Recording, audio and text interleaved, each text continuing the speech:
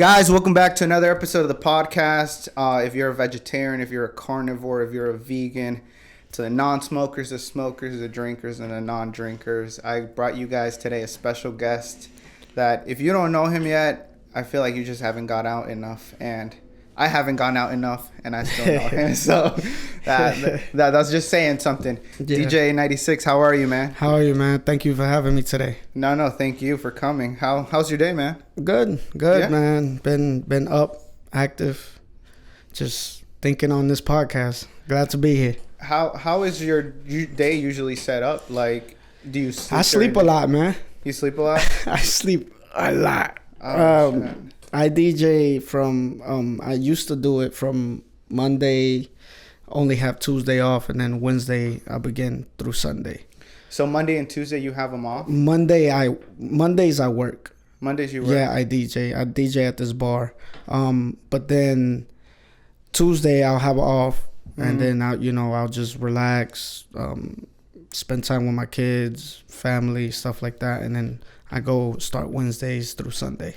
Whenever you were younger, did you ever thought you were going to be living this lifestyle? Is DJing a certain lifestyle that you have to live? I've never thought of it like that. It's been really a roller coaster ride. Mm-hmm. It is definitely a hectic lifestyle. It's crazy. You got to be up till 3, 4 in the morning. You don't get home till that time.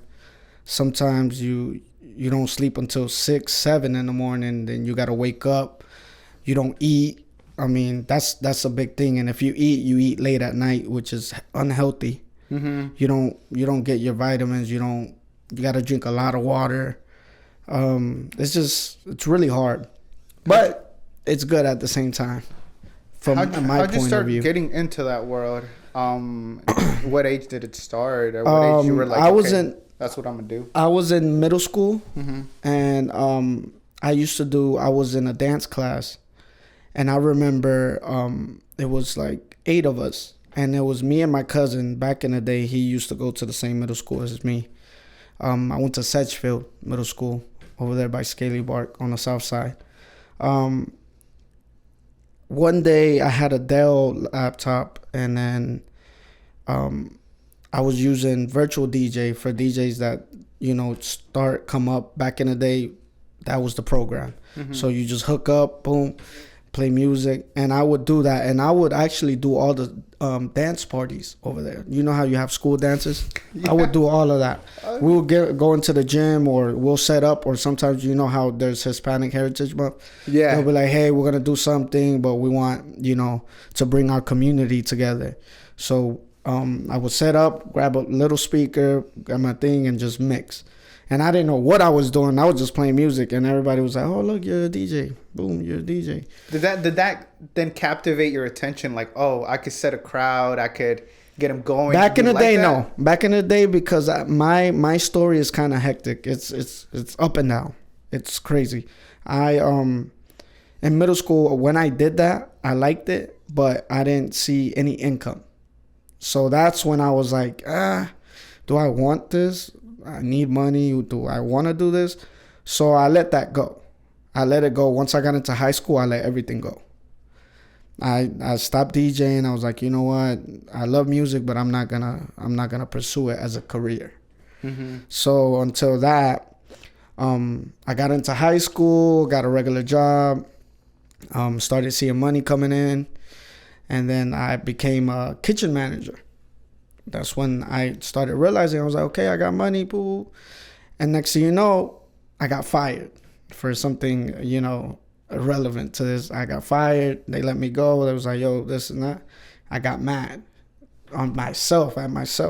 So then what I did was like, you know what? I want to do DJing again. So then I grabbed, and then I told my mom, hey, I need a laptop. At that time, I didn't have enough money to buy a laptop, which was an Apple. I remember it was a 2015 MacBook Air.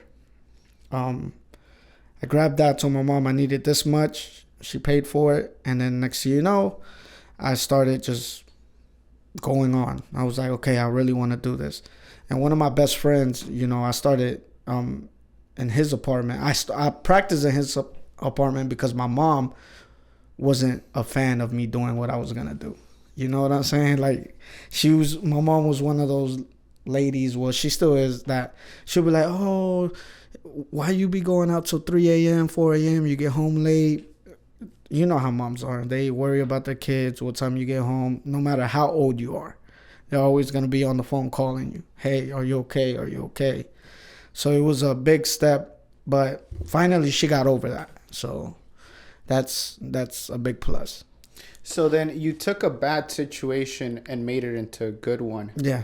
How fast did you start finding that it was like something that you could do? Because obviously income is a big thing. Like, yeah. Of course. So you started practicing, but you started practicing without knowing whether you were going to be able to make it or not. Yeah. So when I started practicing, I literally had enough money to buy me a controller, a Pioneer controller, a small one. Mm-hmm. It was like $600. And is DJ equipment expensive? A lot. You can spend a lot. If a lot of DJs start watching this, it's you spend money on little stuff. A cable, a mic cable can run you $40. A mic itself, a good mic, can run you to $200 to $300. Your laptop, let's just say you need a good laptop. How much a laptop is gonna run you? If you're gonna put a 1 terabyte, 2 terabytes in it, and you add little specs to it, it's gonna run you up to $3,000. A good laptop that's gonna last you for a good 7-8 years. Mm-hmm. Which, laptops, they get upgrades all the time. So at the end of the day, you don't know how long that's gonna last you.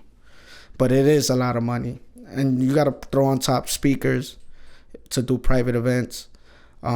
Your mixing equipment, your laptop, cables, stands, external hard drives, all of that. Book bag, where you gonna put your laptop at? Your book bag. So then your family and even you, I feel like you'd kind of like were like, is this gonna work? When did you start seeing it pick it up? Did you look for a mentor to kind of teach you and get you into that world? What I did was I had one a really good friend of mine's. Shout out to DJ Manic. He I was shadowing him a lot. He was one of the top DJs here in Charlotte. Mm-hmm. And I can say because of him, I grew a lot. Grew super a lot. And it's not just as in him showing me. Because one thing is showing and one thing is putting it to practice. Mm-hmm. He showed me and he's like, here, this is how you do it. I'm not going to tell you what to do, but you need to find your style. So each DJ has a style. They'll show you, but then you, after that, once they show you the basics, which is how to mix, the basic is basically how to mix, how to transition one song to another. And then after that comes how you're going to talk on a mic. How are you going to hype the people up? How are you going to manage your music? It's a lot. It's a long story to do, but he gave me the basics. And because of the basics, I learned how to transition into music, know how to take one record to another record, mix. It's a lot. Did he start introducing you to the other DJs, to the venues? How is that world whenever, let's say, DJ 96 started, and how was the competition? Because I call it competition. It's not any animosity, but I feel like whenever you start wanting to get involved into a certain world, you're going to feel the pushback of other DJs, right? Of course. So he did introduce me to a lot of DJs out here. Mm-hmm. Because of him, I met a lot of DJs that were DJing in Charlotte. And up to this day, they still are. But so where it comes to how to get into the club scene, it's really hard, man. You need to either do it for free for a couple times, or you're not gonna, because they don't know you. They don't know what you can do. They don't know. They want to hear you. They wanna make sure you're valid, you're good, you know what you're doing. So I've gotten offers from different clubs and say, hey, do you want to DJ, but we're not gonna pay you. How'd you feel about that? The first thing I did is I turned around to DJ Manic and I was like, bro, look, they're offering me this, and he's like, nah, bro, You gotta at least get 150, $100. They gotta pay you something. You're not gonna go play 4 hours and you get nothing out of it, you know? And I was like, it's true. I mean, yeah, you can get exposure, but how much exposure can you get? That's the question. And how long can you do it for? Exactly. So if they keep saying, hey, I want you to DJ, but you're not gonna get paid, you're gonna get a certain amount of exposure, but you're not really gonna get. What if they don't book you? What if they be like, okay, yeah, we just used you, and then go along your way? How do you start becoming valid then? Or how'd you start becoming valid? I mean, your personal experience. I say valid as in you got to get people to know you. So at that time, I didn't know nobody here. Like, I wasn't really big in the club scene. I didn't, and not even the club scene. It's like I had friends, but I would never go out or do anything if it wasn't with somebody I knew. So I say I started getting valid because I started to go out to clubs. People will see me, and they will see me with DJ Manic, so they'll be like, oh, look, he's always with him. So I would never leave him. At that time, I would never leave him by himself. Like, I'll help him, I'll grab his bags, do whatever I need to do, and people will see me. So once people start seeing you every weekend, they're gonna be like, oh, look, he's the one that's trying to, start DJing with Manic and this and that. And that's how you just get exposure. Other than you playing at the clubs, you need people to see you. Once you see somebody repetitively, they're gonna know who you are. So after people seeing you so much, either way, there's still that you have to have courage to play your set. You have to have no fear. Is there that fear of messing up on the first time? Yeah. I actually have a good experience with that. There was this one time in the Music Factory, there was a club called La Revolucion. That's where Manic was at. Shout out to Manic, DJ Jimmy at that time, DJ Glide back in the day. I would be the guy to basically, if they had to go to the bathroom, if you got a packed house, how is a DJ going to use the bathroom? They're not just going to throw on a mix. They're going to be like, hey, I need you. Can you play 2 songs for me while I run to the bathroom? So I would do that. One time they put me to the test and it was like, yo, we think you're ready. And it was not just Manic. It was all 3 other DJs that were there. And it was like, yo, we think you're ready. Just play off of my laptop. They gave me 10 minutes. Kid you not, my hands were like this. Shaking. I didn't know how to talk on a mic. I knew how to transition. But a big part of DJing is hyping out the crowd and having a connection with them. So I did the 10 minutes and they're all standing behind me.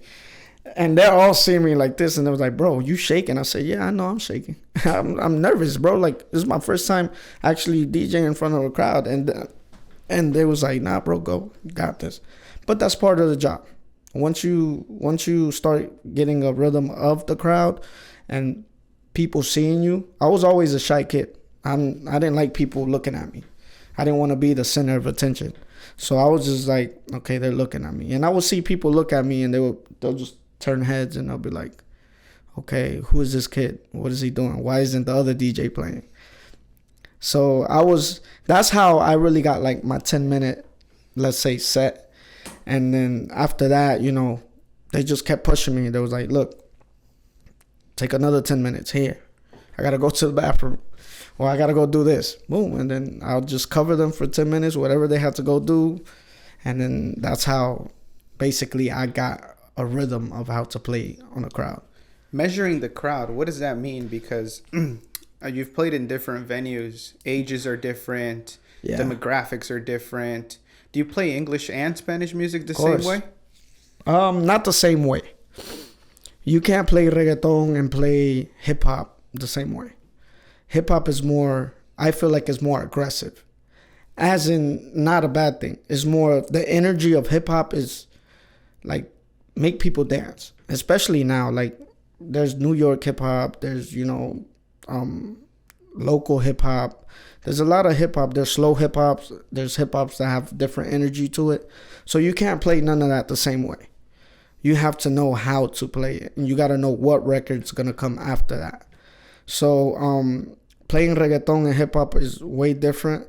But how to measure the crowd is look at their facial expressions. Is that person nodding his head? Is he going to the bar to buy a drink?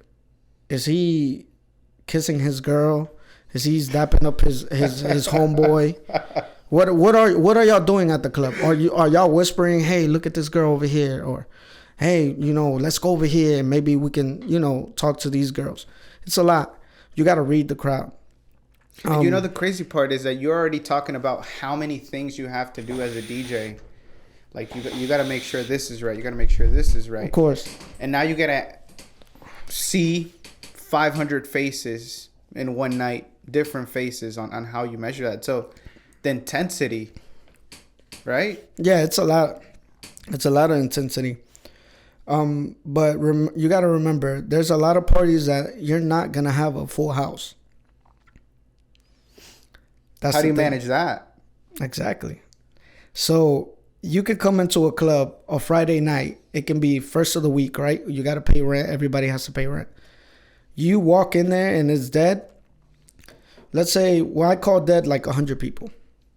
If you got more than over 300-400 people, that party's going to be lit. There's nobody that's going to walk out unless you don't know what you're doing. So what I say is to manage a small room is put yourself in that position. If you were to walk into that club, what would you want to hear? Even if it's dead, what would you want to hear? Would you want to hear reggaeton? Would you want to hear dembow? Would you want to hear hip hop, R&B, reggae? What is your mood? And you always have to come in with an energy. Like with me, I can come in with a straight face into the club. A lot of people ask me, "Hey, what's wrong with you? Why you got a straight face? You don't look happy. This and that." "Oh, no, I'm good." And even my DJ's friends say it.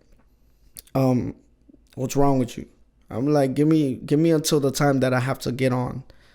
Like, let's say if my set is at 11, wait until 11. I come in, I do my thing. At 11, I'm a whole different person. At 11, I'm not myself. I'm 96. Let's go. I need to make sure the people out there are having a good time. Is that a way of putting your energy, like saving your energy and then putting it out to the crowd? It is. Because you walk in and I'm not a smiler. Like, I don't smile to everybody. People are like, "Oh, this." No. I know it's good to smile, but sometimes you got stuff that are going into your life that you don't know. Like, people go to the club, and my main concern is, why do people go to the club? To have a good time, to go have a drink, to forget about whatever work issues they got, whatever personal life problems they have. So in that point of view, I see it to where I need to change that person. When they walk in, they can be having a bad day, but they're going to leave smiling, happy. And then they're going to forget all their problems. So it's that energy in me is to where if you ever heard me play, I do have a lot of energy. I'll jump up and down. I'll make sure hey, you want a shot, bro? You want a shot? Come on, let's take a shot.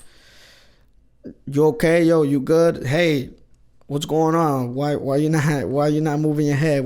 You good? And then they'll look at me and they'll be like, "Oh, you crazy."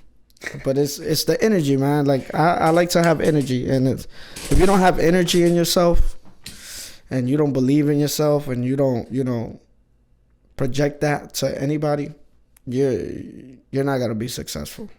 Yeah, and I feel like maybe that's just your prep. That's just how you do it. Like you said, you're like two different individuals right before you get on set to the point where you get on set. So like whenever you're on set, you're 96. So it's like, hey, let's do this thing. And I can imagine how hard it'd be to. It's a good example that you gave of like, if I went to a club that was dead, what would I want to hear? What clubs have you played at? I started off at Tequila House, okay, which is downtown Charlotte. Mm-hmm. That was one of my favorite clubs, honestly, to be DJing at. Back in the time when I was there. When did you start? I started 7 years ago, so like around 20. 2016, 17, around there. Mm-hmm. Yeah, around there. So I started there, and if you ever been to that club, there's two. I don't know how it is now. I haven't been there in a while. There's two different sides. They will always put me in a small little side. They will call it the champagne room, which is like small. It fits like 100, 150 people. I would rock that crowd like nothing. Like, I would go in there, do my job, and I would play for 4 hours straight. Just go from 10 to 2. Go. So then they will have DJs coming in and out, and then I finally got the opportunity to DJ the big room, where in the big room you can fit like 350 to 400 people, plus they got a patio. So in the big room, that's where everybody was at, because you'll go up the stairs, you'll pay the entrance, and then you go straight to the big room. That's where the bar and then the upstairs is at too. Yeah. So like you go up the stairs and then you make a left, and there's the main bar, which is the big room. But if you go slightly to the right, there's a small room where it's like a little lounge where you can sit down and there's a bar too, and you sit down, have a drink, wait for whoever's gonna come with you to the club, because there's friends that be late to the club, and you be like, oh, okay, well, I'm here, I'll be in this little thing, I'll have a drink before you even get in. I started there, Tequila House, and then I've done Dubai. I don't know if you ever been there. I've done Label. I've done Sweet back in the day when Sweet was I did that once. I do World. I do Bocao Sushi. I do not even in Charlotte, like in Greensboro. I go to Greensboro a lot. I go to Limelight. There's a club out there. It was a rooftop club. Really nice. 3 floors. So I would do that. Shout out to my boy Princey that puts me on over there. I go to Greenville, South Carolina.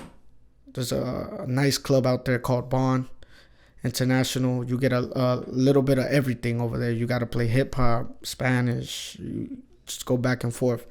Really nice. Raleigh, I've been to Raleigh. Mojitos. There's a club out there called Mojitos. Now they just upgraded it to Alive. It's a new club out there. Where else? Winston-Salem. I'm there actually this Saturday. Winston-Salem. I'm everywhere, man. I try to be all over North Carolina, not just Charlotte in general. But my main concern is Charlotte. How does Charlotte then pair up or compare to other, you would consider smaller places, smaller cities? How does it compare? Yeah, like the energy, or like if it's a different crowd, or like in your perspective. I feel like I like to go out there because you get a different crowd. You don't come in and you gotta surprise them. You gotta be like, hey, I'm here. I'm from Charlotte. I'm gonna come here, give y'all a good time. You gotta make that a wow effect. They come in. If you come in and then you don't do your job or nothing, like, you're not gonna get nowhere. So when I go to Raleigh or Winston or Greensboro or Greenville, South Carolina, it's a whole different mindset. And it helps me because then I come back that there's music that I play over there that I can't play here. You know what I'm saying? Yeah. Like, perfect example, Saturdays at Bond, you get a mixture of white folks, you get African Americans, you get Hispanics. And then you just got to do a whole different mixture. You got to play Fergie, stuff that, bro, you got to play a lot of stuff that you don't play here. So that's a big difference over there. Like, you come with a different mindset. You come refreshed. You don't say, hey, I did this over there. Maybe I should try it here. So that's a big plus. And out of those venues, which one is like your favorite? All of them. All of them. I can't say, oh, I like going here, or this is my favorite spot to play. It's all of them. Every single spot I step into, I love it, and I can't say, hey, oh, well, this club is better. Nah, I love every single spot I'm at, and that's what it is. It's just I can't really put myself in that. Would you say it's because they allowed you that opportunity to DJ? why I love it. Yeah, like why you love it. I love DJing. So the opportunity, of course, it comes. Yeah, I'm thankful for the opportunity, but I love DJing. I love my craft. If you know me, and a lot of people will say, "Yo, like, I'm crazy with it." Technology has really helped a lot. Back in the day, it was harder. There was DJs doing CDs, vinyls. Now you could get a laptop, go to Sam's Ash, or go to one of those little guitar places that sell DJ stuff. I want to be a DJ, download the program, and go on by your day. But yeah, it's a lot. It's crazy. It's really crazy. And now that we're talking on crowds and we're talking on venues, what's the biggest crowd you've opened up to? The biggest crowd I played for? Yeah. I played for 20,000 people. And that was at Spectrum Center. Tell me that story. Bad Bunny was in town. He was doing his último tour del mundo. Bad Bunny was in town. I got a call from my boy Princi that it's in Greensboro. I was literally at Bocao Sushi. I think it was like a Thursday, Wednesday night, and I'm DJing, and I see my phone blowing up. When I see my phone blowing up, I'm like, what is going on? So I picked up in the middle of DJing. I picked up. I see him. Boom. He's like, bro, I need a opening DJ for Bad Bunny that he's coming into town. And I was like, he was like, are you down? I said, yeah. I said, why not? First time doing a crowd that big. Yeah. I'm like, yeah, I'll take it. I'll do it. He was like, okay, so we're gonna do this. We're gonna I'm gonna run it by their management team, whoever was managing, and he came back to me. He was like, yo, I need a picture. At that time, I didn't have any pictures. Luckily, that same week of that same call, I set up a photo shoot with Sam. Shout out to Sam Vargas. He popular photographer out here. Yeah. Yeah, he's really dope, man. Y'all should check him out. He was like, yeah, I'll get you through. Boom, I set it up, and then I didn't have my pictures back in time. So when my boy called me, he calls me. He's like, bro, I need a picture, a professional picture. I didn't have any. So then I called Sam. I was like, bro, I need one picture out. Any of the ones that you took out, I need it, please. Emergency. He's like, I got you, bro. Tell me which one and I'll do it. So he edited it, sent it to me, and I sent it to Princi, and then I was waiting on the confirmation on the flyer. Were you like nervous between that time? Like, oh yeah, I was excited, nervous, scared. I didn't know what to do. I lost sleep. I really did lost sleep. Like, I lost those 2 days. I barely ate. It was crazy. Because you got to think about it. You're opening up for the number one artist in the world at that time, which he still is.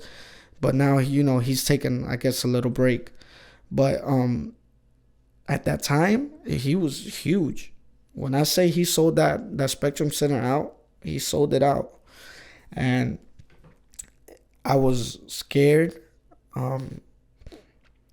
It's crazy because I didn't know what to do. It was my first gig. It was my first big gig. I was DJing already, but it was my first 20,000 people gig. Damn. So I was like, wow. Why me? At the time, I would put myself into where it's like, dang, it's a blessing. And of course, Princi, the one that helped me, he always had a lot of faith in me. He believed in me. He would always be like, no, bro, you're dope, bro. And then he put me into that, and I was just crazy, but I was mad scared. And sometimes that's hard to believe, right? Like, until you get up to moments like that. But moments like opening up for Bad Bunny, getting that opportunity didn't come easy. It didn't. And I'm going to tell you why it didn't. Because who would have expected that? Nobody. you got to really pull strings to that. And the one that pulled the strings, he pulled it for me, basically. And for us, basically for us. Because, like, we're a team. I work with him a lot. So, it's crazy how that went down. And I remember it like it's yesterday. I remember going to the mall last minute, trying to find an outfit so I can look good, all right. And shout out to my boy Max. He helped me out a lot too.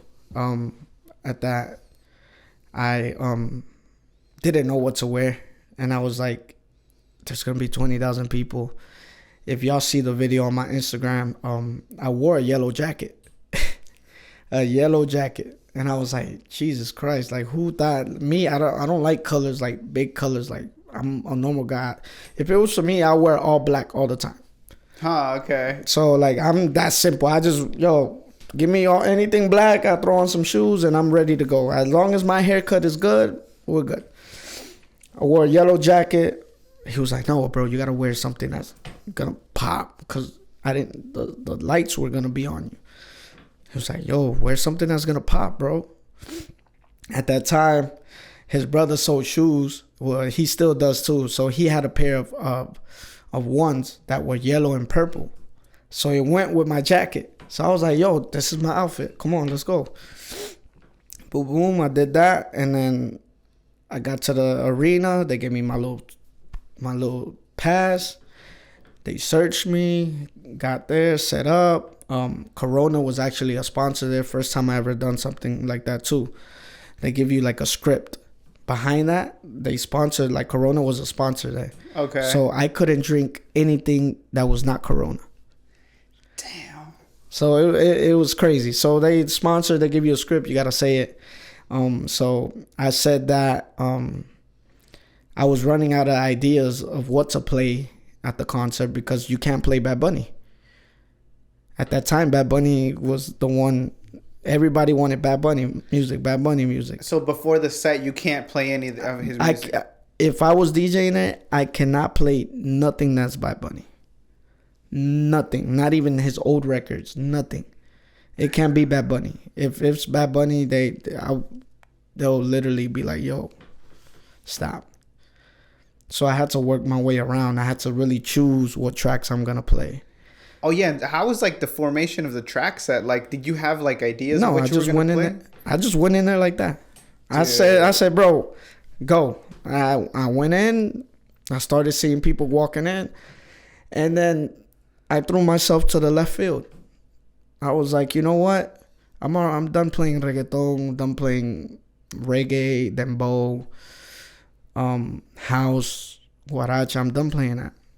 Before Bad Bunny hopped on, I don't know what in my brain said, bro, you need to play Mexican music. I said to myself, I'm going to do it. I hyped the crowd out. I hyped them up. Everybody turn your phones on. Anybody from El Salvador, Mexico, boom, boom, boom. And I started seeing how many people were there. There was a lot of people from Mexico. I said, this is the opportunity to play their type of music. How am I going to play a Mexican song before Bad Bunny comes out? And everybody is expecting Bad Bunny. Bro, I lost it. I seen all those, and then, what's crazy, the only video that I got was the video that it's on my Instagram profile that has a lot of views. And that video was taken by a Spectrum worker. He literally came up to me. He was like, bro, you don't have a phone? I said, yeah. He's like, let me see it. I put it on cinematic. The new phones have cinematic now, so I put it on cinematic. And I was like, record this. I had already played the song. And I stopped it and I hyped the crowd again. I was like, nah. And that's when I was like, yo, record it. And he was like, he recorded it. And the way that video came out, I don't know if he knew what he was doing, but the way that video came out, like, he was just like, I was in shock, bro. And I saw the video. It was just like a perfect, clean shot of the crowd. And you Perfect. And you know how you were saying all the phones turned on? You could just see Lights. And that was before the concert even started. That was before. And like it's crazy because there's a lot of comments. There was a lot of comments on TikTok that it went viral on TikTok. Yeah. On Instagram too, but mostly on TikTok. There was a lot of comments saying, "Wow, I felt like I was at a Grupo Firme concert," because the song I played, it was a Grupo Firme song, and it was like, "Wow, I felt like I was at a Grupo Firme concert, but I was actually at a Bad Bunny concert." Like everybody was like, "Dang, I was already drunk by the time he played that record." So I was, it's that's the thing about me. I'm not scared to go to the left field. I'll throw anything at you. If you ask for bachata, reggaeton, dembow, anything, but don't be afraid to play stuff out the normal that you don't hear in clubs. Now you hear it a lot because Peso Pluma is popping. Who doesn't know Peso Pluma? So now it's a lot of stuff that a lot of music out there that you can just play around with. Yeah. It's crazy, man. Like this DJ world is it's ridiculous. So after that big moment and you opening up to that big of a crowd, did that staple your name in Charlotte? It definitely did. Definitely, 100%. That helped me get a lot more gigs. I was doing 2 days a week. Before that? Mm-hmm. But you got to remember, COVID hit. Oh, either way, then 2 gigs was way still before good. that. So COVID hit, and I was doing at least 3 gigs. Okay. But 2 to 3 gigs. But I'm talking about Bad Bunny concert wasn't when COVID hit. I don't think it was right after it, or I don't know how it was. But when COVID hit, everything was shut down. Remember they was talking about restaurants, even restaurants was shutting down. Yeah, so many restaurants went to Yeah, so what I would do is that they passed a law saying that if you have food, you can open to a certain time. So I would leave Charlotte to go to Greensboro and play. So they would sell food and they would be like, hey, so basically it would be like, oh, we're selling food, but it's still a club. And I will finish at 12, come back, go back home, and then wake up the next day, do the same thing. So then once COVID did that, I got the opportunity to do Bad Bunny, and then Bad Bunny really helped me out a lot. And then I made my name with that concert. Like with me opening that up, it helped me trillions of time. Like I can't even explain it. That gave me a big boost. Cause it was the #1 artist in the world. Heck yeah, and anyone that was probably at that concert remembers you. Oh yeah. And every promoter was probably like, okay, and the way that you say that you hyped up the crowd, or I mean, it's not even only coming from you. It's coming from a video that went viral. I think I saw it's like 130,000 views. It's like people fuck with your style. They do. I'm crazy, man. If you ever been to a party of mine, I'm definitely crazy when I'm behind that booth. I lose all my problems. When I'm behind there, I forget about everything. So it's definitely a big plus for me because I have a lot of energy. I'm still young, man.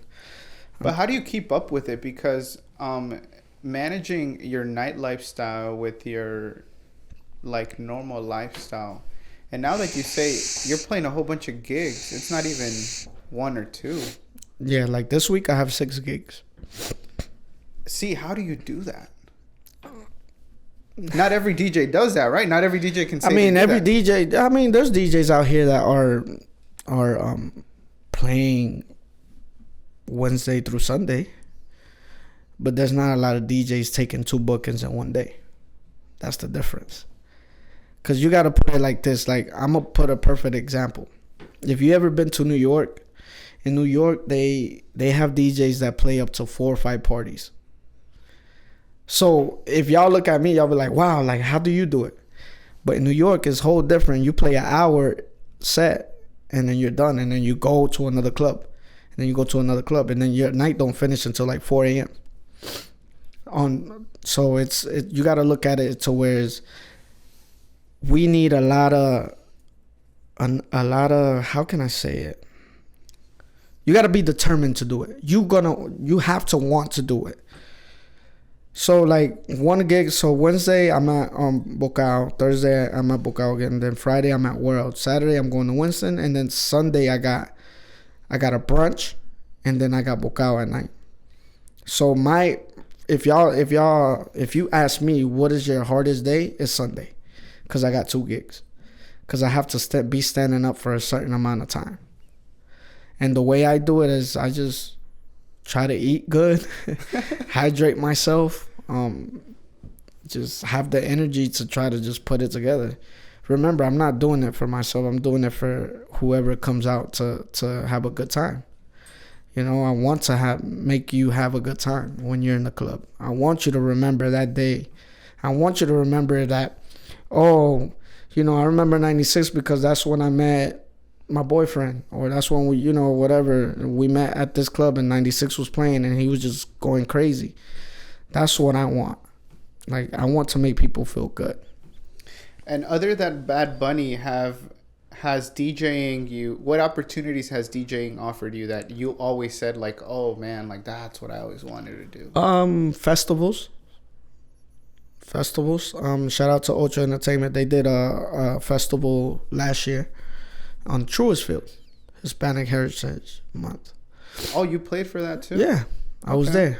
Probably big crowd too, right? Yeah, was that El Grito Mexicano? No. It was at Truist Field. It was it was a new concept.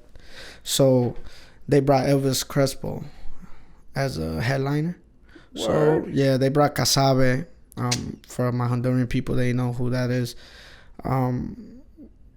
They brought Monchi, the bachatero. Yeah. So it was pretty dope, man. It's a dope experience because you get to see stuff backstage. So when you walk in the Truist Field, you look at stuff and everything is backstage. You look at the dugout. You look at where players practice, where they change, everything. So it's a pretty nice experience. Festivals, other than festivals, you do clubs. You can do arenas.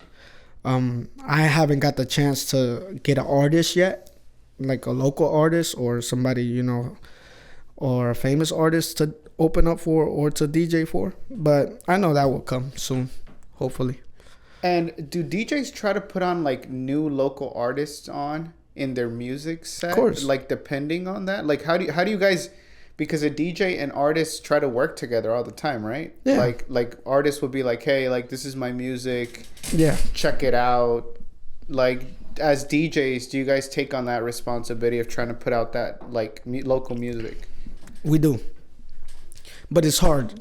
You got to know how to do it. If you're an artist, you have to know how to do it. Because you're not just going to come perfect example. Let's say you're an artist. Mm-hmm. If you come to me while I'm in the middle of my set and say, hey, I have this record. This is my song. I want you to play it. It's 12:30, 12 o'clock. And you're over there going in. How am I supposed to take time to download your song and then play it? You know what I'm saying? Yeah. So my advice to any local artist out there is just know how to approach the DJ. Know how to connect with him. Come on a day that maybe it's a slow night. Or come before even it's prime time. When I call prime time is when the club is full. Everybody's singing out their lungs. Everybody's drinking. Everybody's celebrating a birthday. Come to where I'm not focused on that. Maybe I do have a break. Come to me when I'm in my break. Hey, look, I have this song. This is my record. I give them my email, send it to my email, and I'll be like, yo, I'm going to listen to it. If I like it, I'll play it. You know, because you don't know what kind of vibe it's going to bring to you. Yeah. There's a lot of good artists, but every artist have a different style. You're not going to put country on. And it's not even if it is country. That country might be good. Do you try to mix it or like? No, you'll stop it and then you just play it. Like country is a really hard genre to mix. But just know how to approach it. Basically, just know how to come up to me and say, try not to. If you follow me on Instagram, DM me one day. Be like, hey, I'm trying to get this record out. I'm gonna go see you Wednesday, Thursday, or Friday, wherever you at, and show support. And that way you guys help each other, and in the correct way. It's not exactly. It's not rushed. Yeah, it's not pushing it like, hey, here. Like, bro, just here, bro. Play my record. You want me to play your record? Come on, bro. It's 12:30. You gotta give me time, bro. You gotta give me time, like, and that's what some artists don't understand. Like, we don't want to be assholes and not play your record. We want to play your record. It's just do it in a certain way where you're not messing up our vibe. It's a full house. We gotta give our everything to y'all. And that's a way that I feel like artists and DJs could collab if we just learned a way to kind of like collab. Yeah. Because like you're saying, you're not being an asshole. You're giving them an opportunity to do it. Yeah. So it's like if it does good in one set, then you play it somewhere else. Of course. People from Greensboro will hear it. Of course. People from anywhere you're at.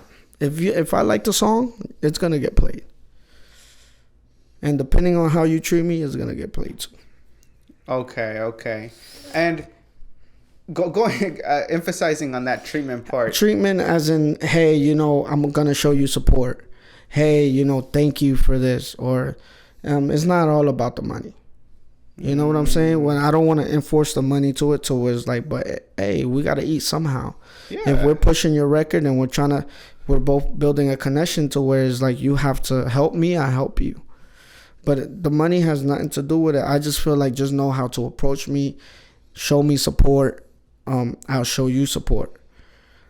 So that's really big on me. Like, just if your record is hot, bro, it's gonna get played. Just don't rush it. Question. So other than whenever an artist tries to bring up their music, whenever you get like song requests and you already set a vibe, how do you transition to kind of like, are you going to take that person's consideration? Like, do you move on with that? How do you move crowds? Like, because sometimes DJs will go from reggaeton to bachata, like, how do you guys do that switch or do that transition? How do you know? Is it because that, okay, I've played enough reggaeton, I've played enough R&B?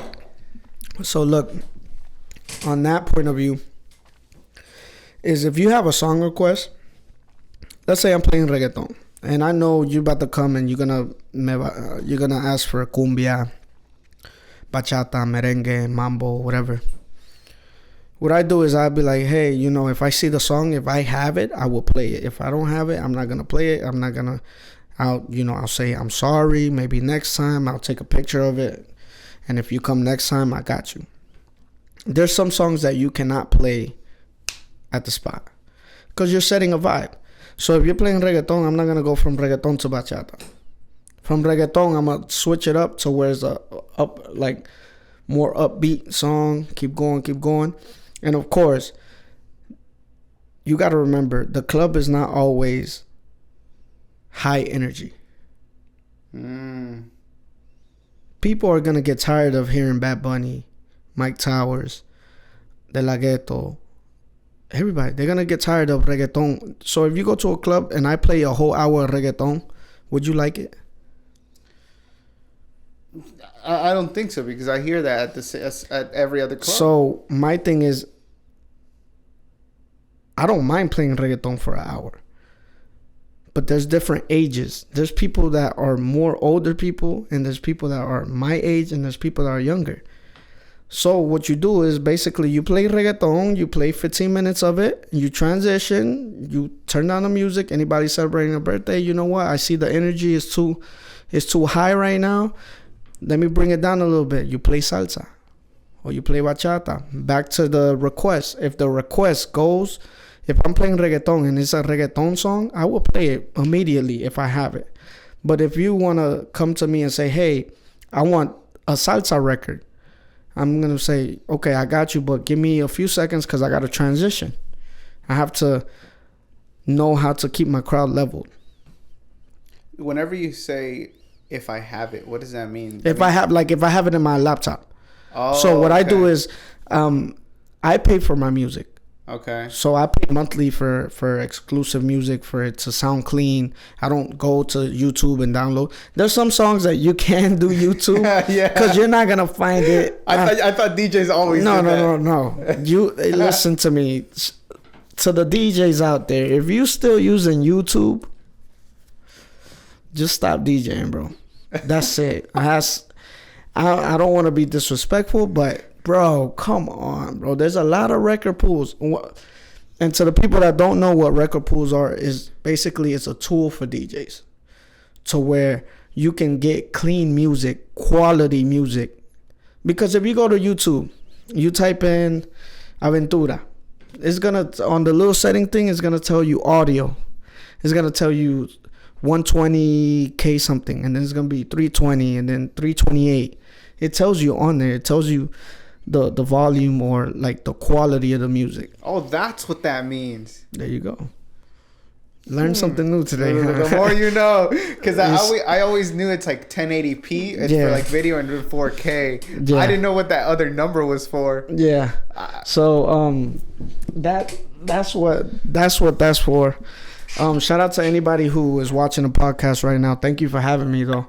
No, bro. Thank you. I'm sipping on some Cincoro, having a good time. Some whiskey. Having a good time over here. But yeah, what I was saying is, if you're still doing YouTube, just either that or invest in the record pool. That's it. Like, pay for your music, bro. You don't wanna blow up the speakers at the club that you're playing. You ever been to a club and you feel like it's staticky, like the music is staticky, like you be like, yo, the quality is like, I thought that was because of the speakers. It's the audio, it's the song that you have. Because there's some songs that you have to get from YouTube. I'm not gonna lie, nothing against YouTube, but there's songs that you have to, because maybe it's a new song and you can't find it. But I'll give any DJ a tool. Shout out to all my DJs out there. In Serato, which is the program I use, there's Tidal. You heard of Tidal? No idea what that is. Tidal is like another little thing where you can search up any song. I pay $15 a month for Tidal. Any new songs that come out and I don't have, and I see that, oh, you want to listen to it, I get on my hotspot, boom, search it up on Tidal, and the quality is clean. And that's kind of like another music pool, right? Yeah, it's like a backup. If you don't want to go to your regular music pool, because it's already on Serato, it's already on your program. So all you got to do is just sign into your account, have your hotspot on, and you type it up, boom, and it pulls up any song that you want. And it's clean. Like, you have clean audio. It's crazy, man. It's a lot of ins and outs of this, and it's... If you could compose your team, what would you choose? Like, obviously you control the music, you control the sound, you control the vibe. Yeah. But what else do you have to control in clubs? Because sometimes I see that the light systems go off. Mm-hmm. So you know that the light systems also make a huge difference. And whenever it's like the subwoofers are bumping, and then you get like pa pa, like the light, it also has to be good. What else? Smoke effects. Who do you have to have on your team to kind of like really do a good set at a club? I'm not talking about like at Bocao, because Bocao you don't really have a lot of lights. Yeah, they try to keep it more of a loungy, you know, come have a good time, drink, eat, you know, more. And that's what I like about Bocao. Like, you know, because the place doesn't go dark ever. And it's good though. Yeah, like you get to see anything that's going on. Mm-hmm. So that's the major factor. And shout out to Bocao, shout out to Carlos and Victor. Big persons, man. Like, those guys done amazing with that spot. So Bocao is way different, but they do have lasers and everything. We are actually working on integrating more stuff, but you know, that comes into time. Yeah. We have had meetings on that. Shout out to Masacre, DJ Masacre, one of my best friends, that we try to get any idea that is with DJs or like whatever we need, we put it together and we have meetings and we throw the ideas out as DJs together. Yeah, as DJs together. That's crazy. Damn. That's one thing. When you're a DJ, I'm gonna get back to the question. When you're a DJ, you want every other DJ to like you. I don't know if you understand that. I think it's kind of just like any other group you want to join into, but you can't be biting off someone else's style, right? Exactly. But you have to have a good connection with every DJ. Because I've had experiences in the past where it's like, oh, look, he's a little kid coming up. I don't really mess with him. I don't, this and that. I've heard it. Not from them directly, but from the outside world. Hey, look, such and such person. And I don't like getting into that, but I feel like if you're a DJ, especially in Charlotte, because we are growing, and there's not a lot of DJs out here. There is DJs, but there's not enough. Like well-known names, like reputation-wise. Yeah. It's just something you build. Yeah, it's something built. So, but my thing is like, as any other business, you want to be a good person and you want to have everybody on your side. I want to be able to say, hey, I'm not going to make it to Bocao Sushi. Can you cover me? You see what I'm saying? Yeah. Hey, I'm running an hour late. I'm going to give you this much. Can you come cover me at this spot that I'm playing? It helps. You need connections like that. You need to be good with everybody. And as in my point of view, I think I'm good with everybody. I mean, I know everybody likes me, but that's a big plus. But back to the smoke machine, lights, all of that. I say there's clubs that don't have it, and there's clubs that do have it. But now in Charlotte, you need to get a light guy. You need to get a sound guy. You need to get a DJ. So there's clubs that are growing and growing, and they're doing that. There's some clubs that don't have a light guy. The DJ has to go. I've done it before. Oh, I switched the light. They have the laptop right there. You just click on it. Oh, you've done it before then? Yeah. Okay. Like I had to multitask before.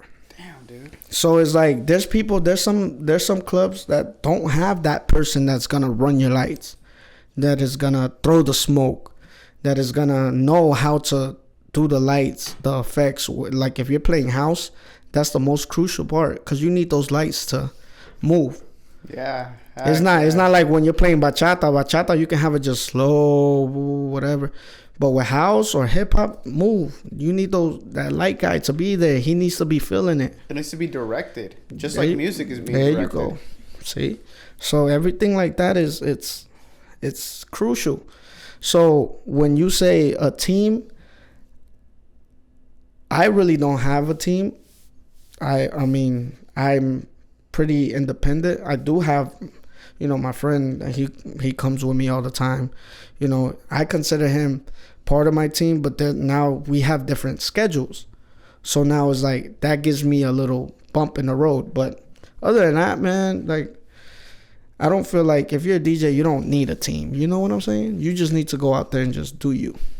Just be yourself. DJ 96, I really appreciate you coming on the pod, giving us like some insight to kind of like how a DJ feels. Yeah. I feel like I wanted to give this time and space because on Instagram or even in Nightlife, you really don't ever get a chance to like express who you are. Yeah.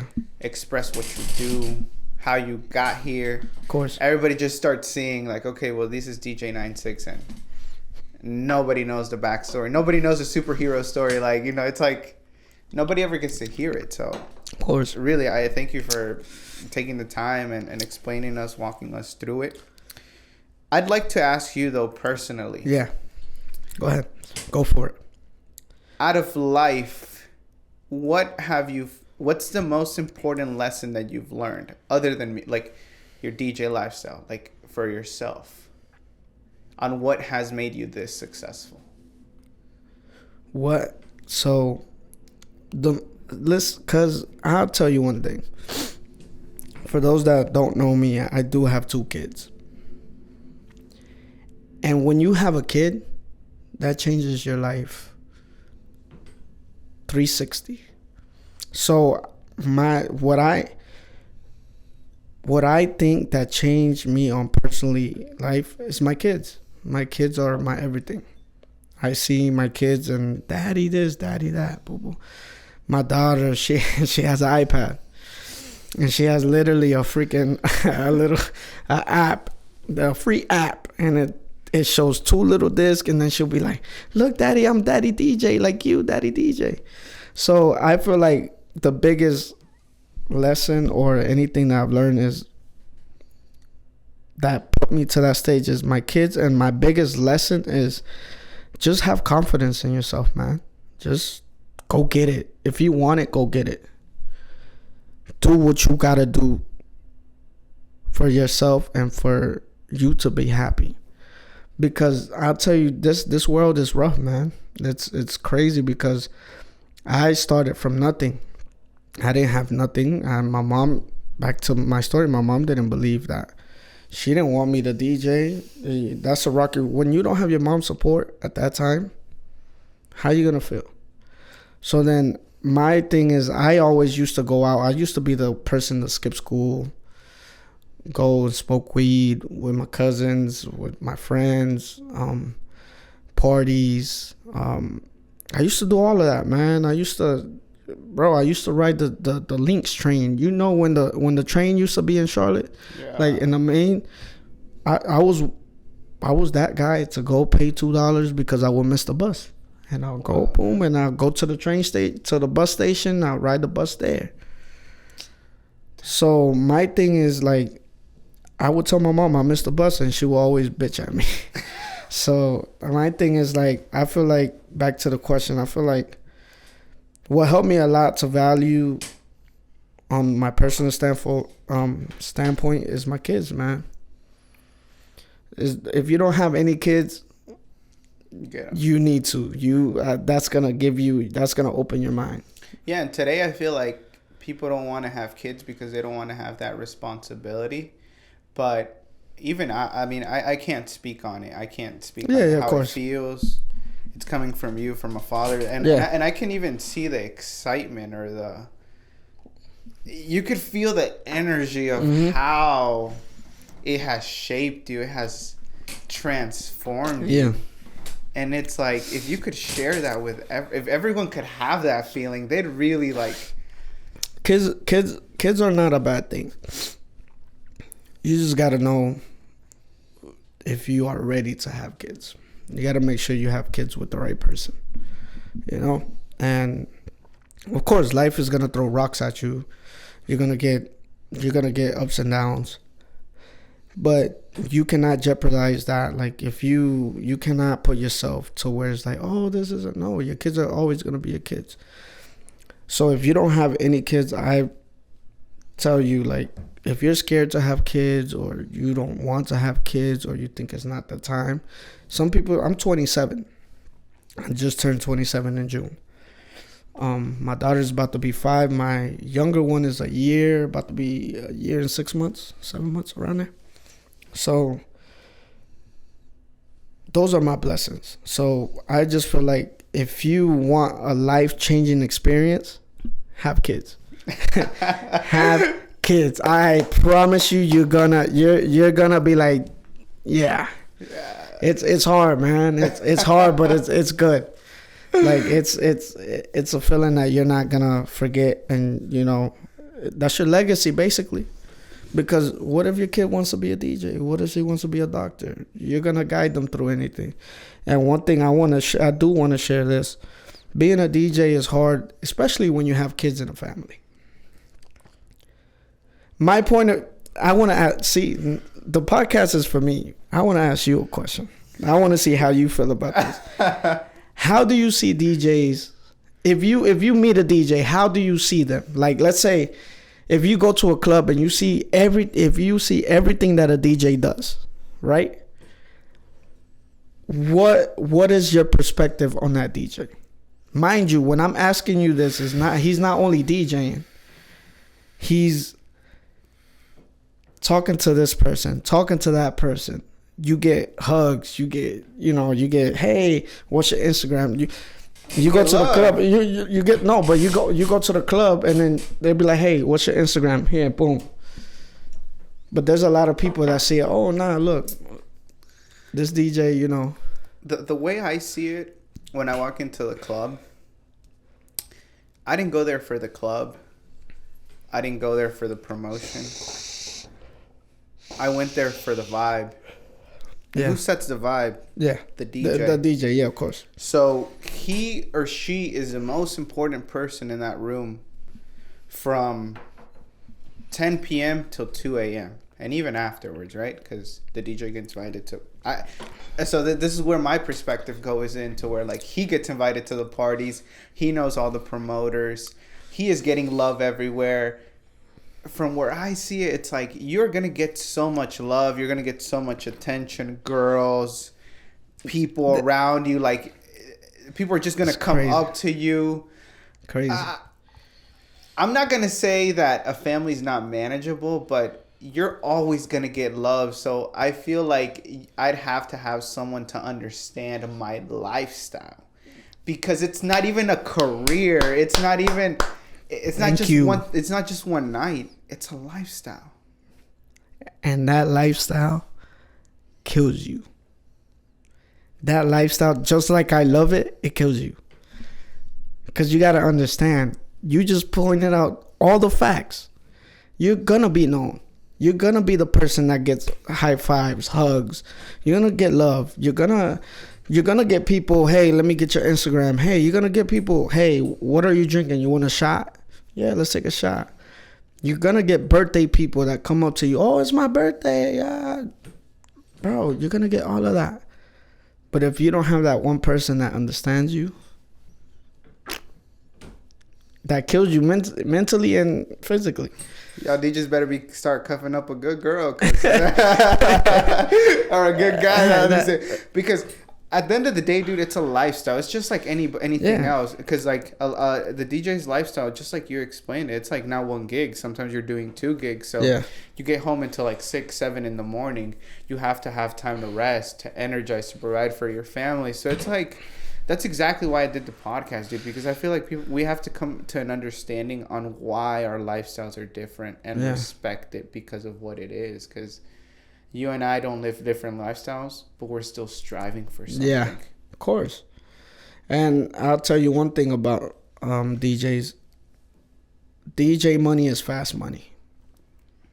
And they say fast money always goes fast too, right? There you go. So how do you manage that? You see what I'm saying? DJ money is fast money. How do you manage that, DJ? Bro, it's hard.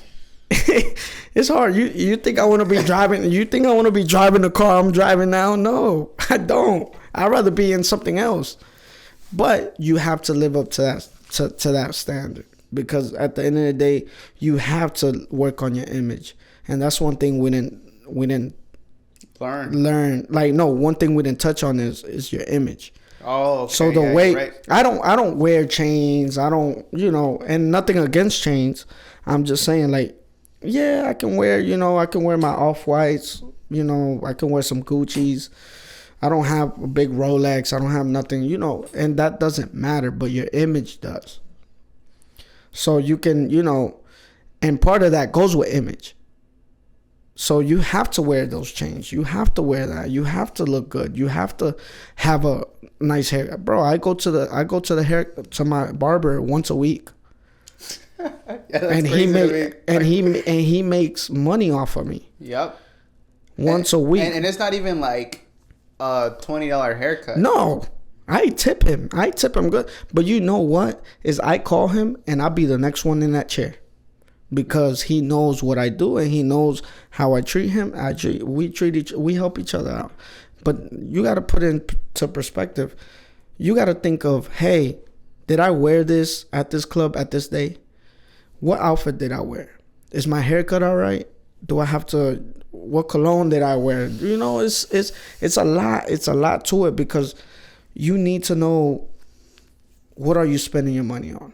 And clothes is not cheap now. bro. You go to the mall, you're not gonna find nothing now. Dude, tell me about it. You go to the mall, bro. You go to the mall, you're not gonna find nothing unless it's an H&M. And Well, then I don't dig. This is an H&M shirt, but I'm just saying, you go to H&M, they have good stuff. But now, if you want that certain type of style, you gotta go online shopping. I don't have the time to do online shopping. I like to go in and out.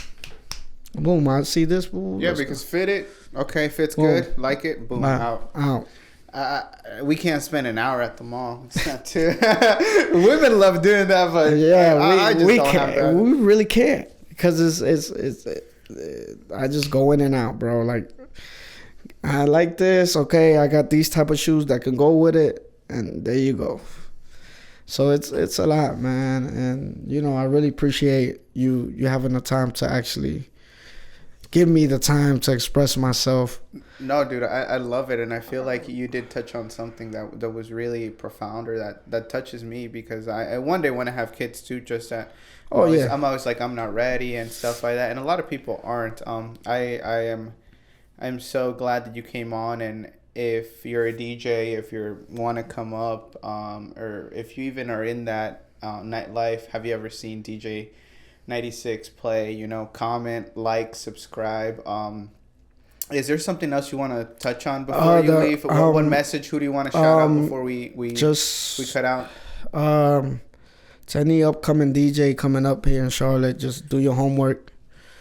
Don't go on YouTube and download music. Spend money on what you do. Keep striving. Shout out to everybody who books me. When I say that, it's Bocao Sushi, Dubai, World, my boy Princey back in Greensboro, my boy Rafa in Reno, Nevada. I just got back from Reno, Nevada not too long, a week ago. Dude. Yeah, so I was out there by Nevada. Shout out to him. Lifestyle for sure. Shout out to Daniel. Shout out to all the DJs.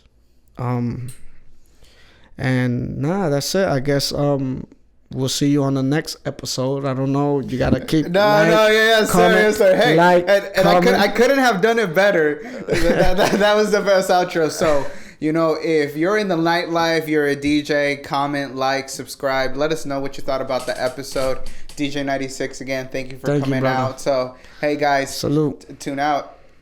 Thank you.